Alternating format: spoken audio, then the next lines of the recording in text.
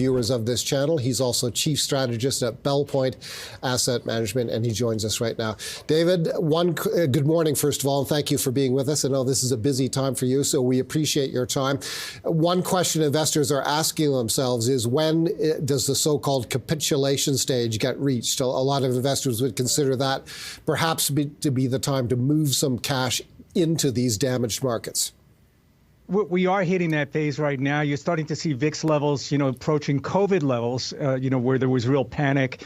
And you really saw some capitulation on Friday, because on Friday, investors ran out of places to hide. For the last couple of weeks, they've been hiding in consumer staples, maybe utilities, stocks that paid high dividend. On Friday, everything was for sale. In large part, I suspect a lot of money came out of index funds.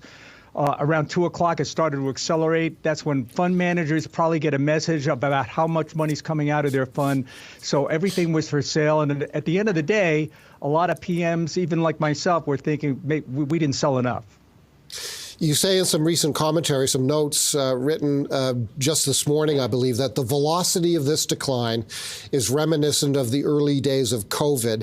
And this is the part that I find interesting, most interesting, and it signals deeper undercurrents beyond geopolitics. What do you mean by that? You seem to be saying there's more at play here than concern over a tariff-driven trade war. Certainly this tariffs are the bigger part of this, certainly in the near term right now. But we're already starting to see some cracks in the system. I think the DeepSeek moment really started to unwind the AI trade. We started to learn that maybe here in the United States, we're spending maybe too much capital, where they're finding maybe a better widget. And perhaps that had forced, this pullout of like data center stocks, the Dells of the world, a lot of the semiconductor companies. Perhaps we were overbuilding. I think there was some cracks there, but we're also running debt and deficits that are massive at this point. And even, some well-known people, former hedge fund manager Ray Dalio, have come out and said the United States is really just one step away from a financial heart attack. And that's in part and parcel why some of this is happening right now, why this tariff economic war is taking place.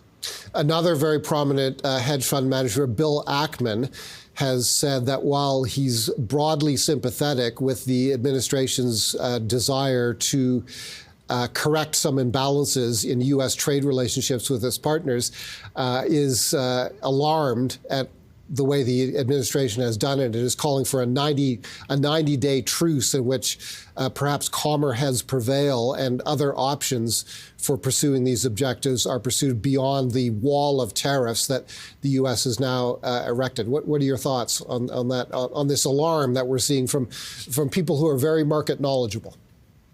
I would take it a step further. I would say that we need a new Bretton Woods, because that's where all this really started. It started 80 years ago in 1944.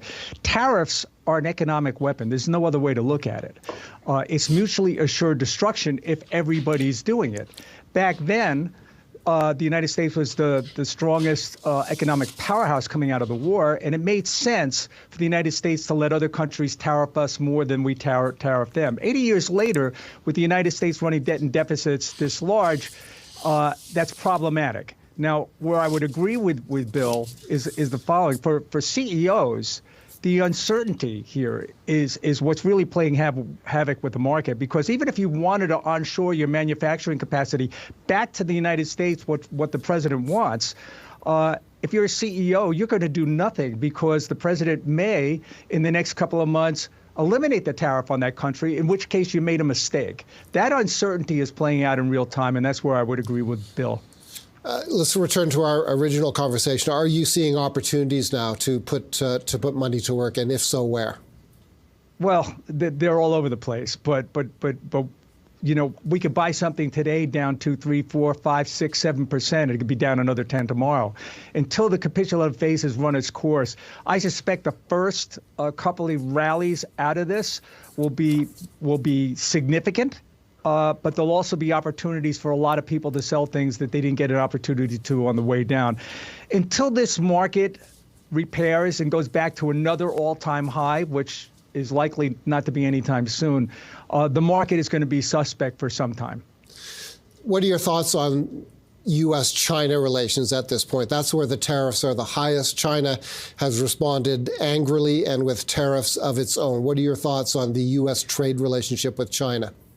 You know, I found it comical because China put out a statement this morning saying that the United States is manipulating trade. You know, it's something they've been doing for the last 30, 40 years. My guess is they're going to attack, and they're going to probably try some political advantage here, try to make some deals with the EU. That could be likely to come. They could also devalue their currency dramatically. They could also use the ultimate weapon. They could start completely eliminating or start completely ignoring intellectual property and starting to sell some things like Microsoft Word at $5. Just ignore it all. Those are weapons that they have. So this is not over at this point. Okay, why don't we finish with gold? It's a bright spot in the markets these days, and as I've said a couple times on the station so far this morning, advocates of gold, investors who believe in gold, will tell you it's doing exactly what it's supposed to do right now, and that's hold its value. You're right. I mean, it is doing exactly what it's supposed to do. It's a place that you go to in geopolitical uncertainty, and maybe some of the Bitcoin, alternative, Bitcoin being an alternative to gold isn't really playing out as many had thought, because that's been proven to be a risk-on asset and is going down as hard as NASDAQ right now. So it is a safe place. I suspect the metal is a safer place right now than the actual stocks, the paper asset, although I own both.